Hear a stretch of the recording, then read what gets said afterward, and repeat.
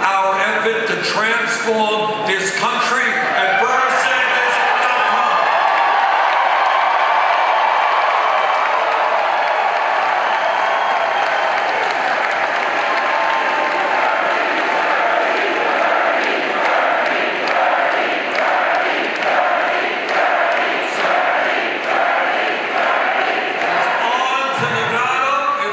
South Carolina, it's on to win the Democratic nomination, and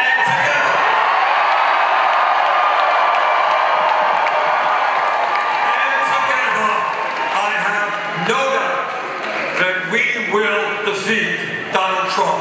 Thank you all very much.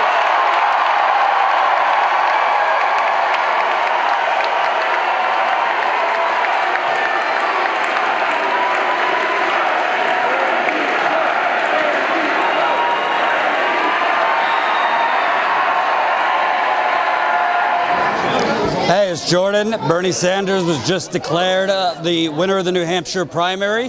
Definitely a tight race. 9 candidates will do that, but Bernie victorious. How's it going? Remember me? I do. Say your name again.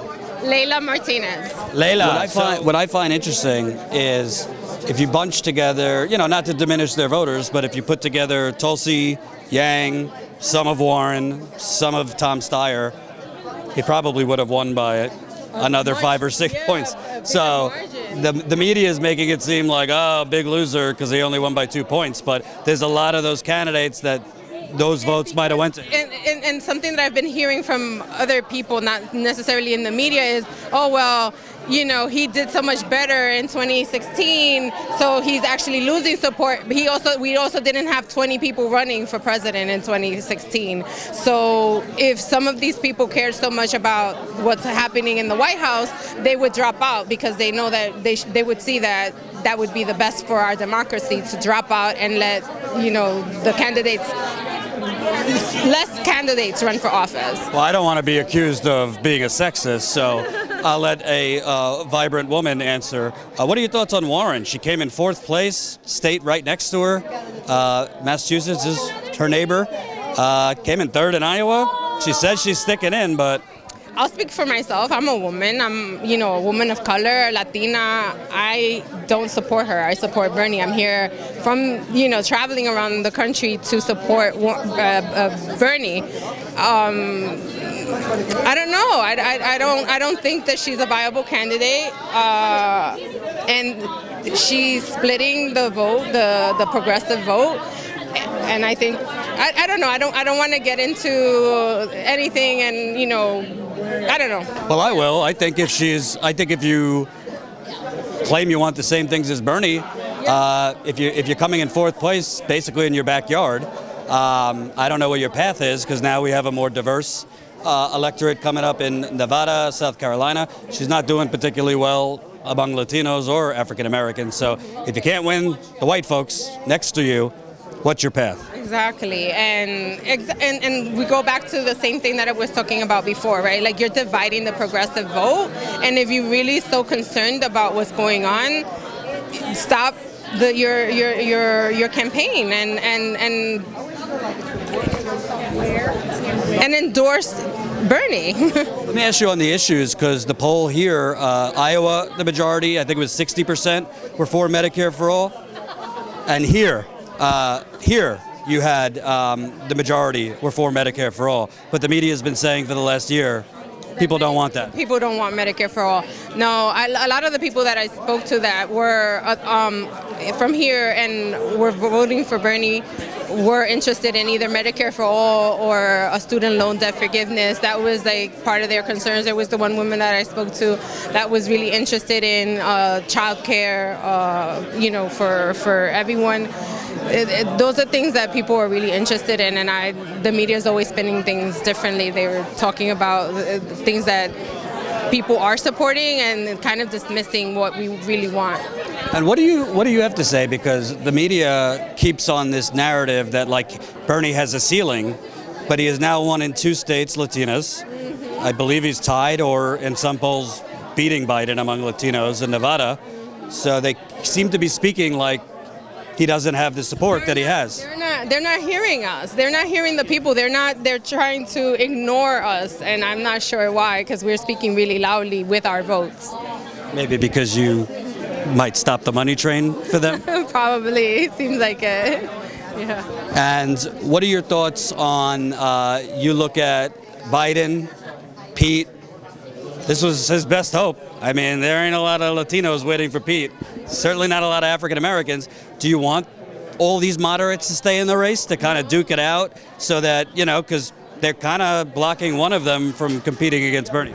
Some folks want that. I just want them to all drop out. Like, if you're really interested in helping our country, I feel that they should drop out and just let the person who is in the lead have the nomination. What's your name again? Leila Martinez. Thanks, Leila. Appreciate it. Thank you, Jerry. Are you going to Nevada too? Yeah. Holy cow. All over the place. What's your name?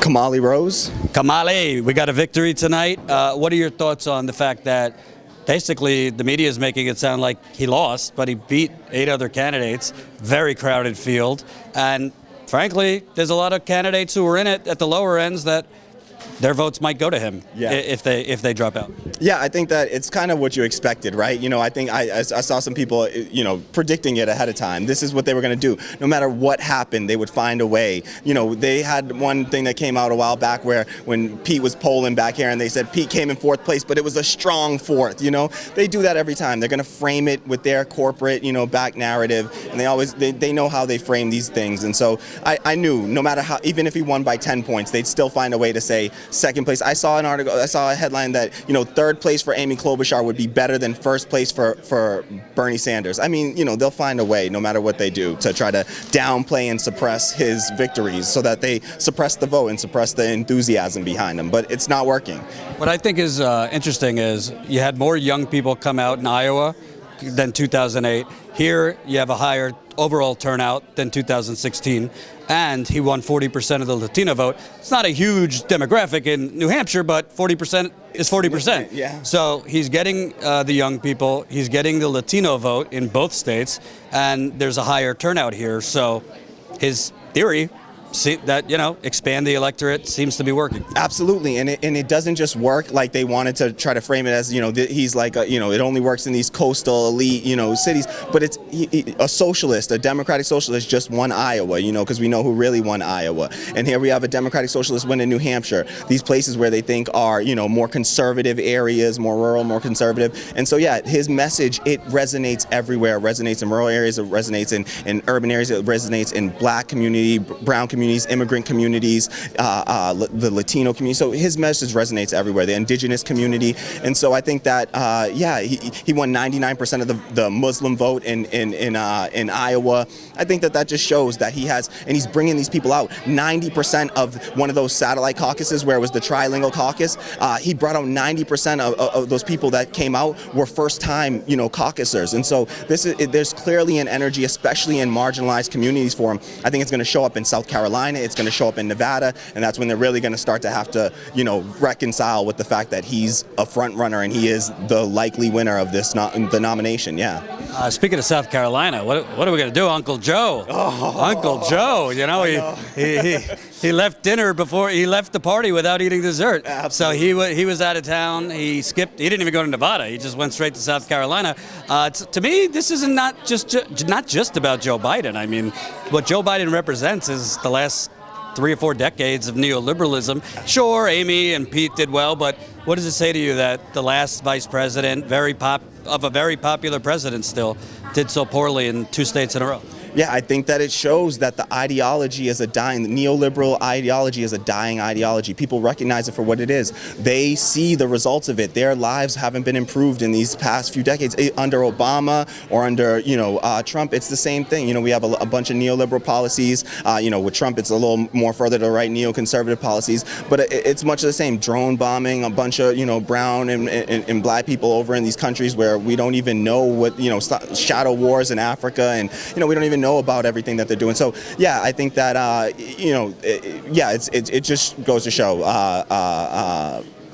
Sorry, I lost my train of thought there. I apologize. It's a dying ideology. Yes, absolutely. So I think that that's a dying ideology. I think that if you see the polls show that young people, especially where we're talking about the young voters, young people, they have a plurality of people support or have a favorable view of socialism.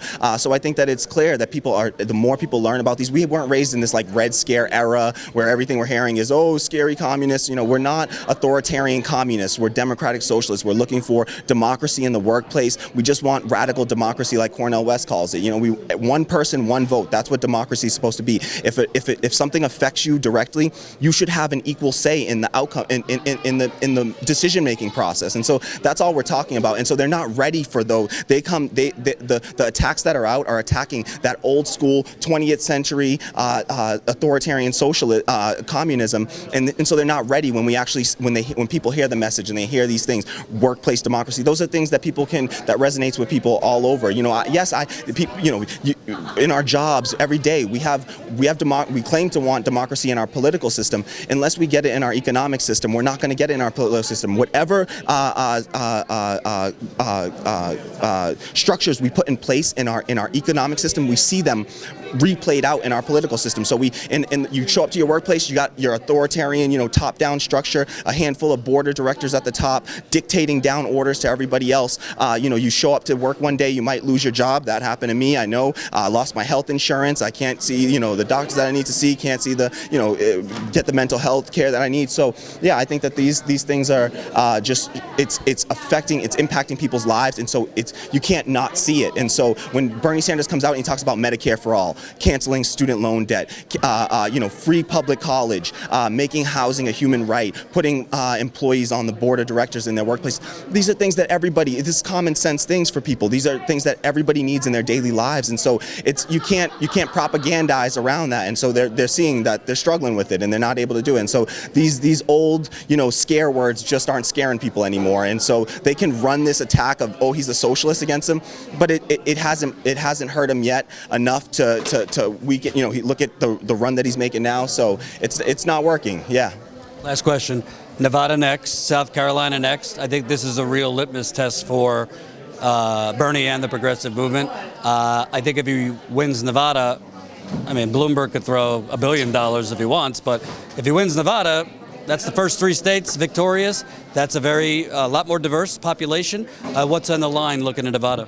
Yeah, I think that Nevada, especially, the Latino vote is huge in Nevada, and so in South Carolina, the black vote is huge. So I think that we're going to see, how his support in those marginalized communities really shows up. We've had 2 of the whitest states in the country so far, and now it's a chance to see, and he's done it. He showed that the ground game that they have is amazing. The ground game, the outreach to marginalized communities is amazing. Chuck Rocha, the Latino outreach director for Bernie Sanders campaign, he's amazing. The way that he breaks down these communities, the way that he understands what's going on the ground, and the way that they distribute their resources is so efficient. I was out there canvassing today, and I saw how it works from the inside. I was canvassing out yesterday. I came up from Massachusetts to New Hampshire.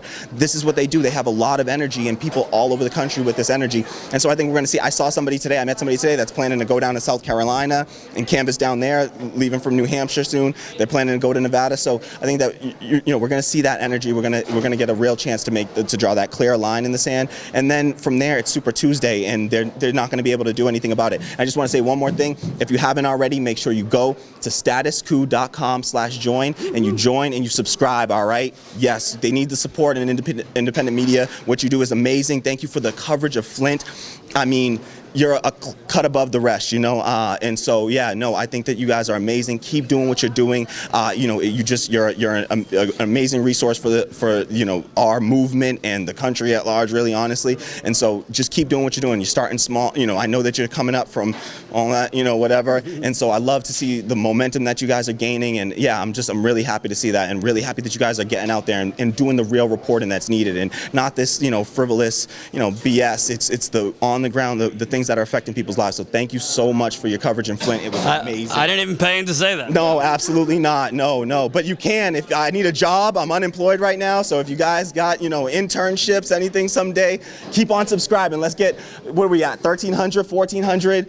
I'm a software engineer too. I can do some website work. You want to know about startup life? this fucking thing, where's that fucking thing, that I spent $12,000 on, I got it at a discount. They tell me it's going to work anywhere. Anywhere in America it will work. Well, it didn't work here tonight. So sometimes, I mean, we probably, because of that fucking thing, we probably, you know, cost us probably $1,000 tonight, but that's okay. Let's get them up to 1,500 subscribers, and then 2,000, and then 5,000, and then 10,000. Let's make this thing. You know, we got to support our independent. And how media. much can people join for? $5, as low as $5 a month. All right, $5 a month, people. All right, please make it happen. All right, statuscoup.com/join. Do it now. Do it now. Don't wait. Do it now. Thanks, man. All right, thank you so much. What's your name again? Kamali Rose. Where are you from? I'm from Massachusetts, Boston. All right. Thanks, man. Thanks appreciate for all it. the work you do, guys. Yeah, thank absolutely. you so much, Jamal, man. If you enjoyed that last video, hop on over to statuscoup.com where you can sign up for our email list and become a member for as low as $5 to $10 a month. Membership is how we grow. That's statuscoup.com/join. And remember, join our email list so we can grow the revolution with you.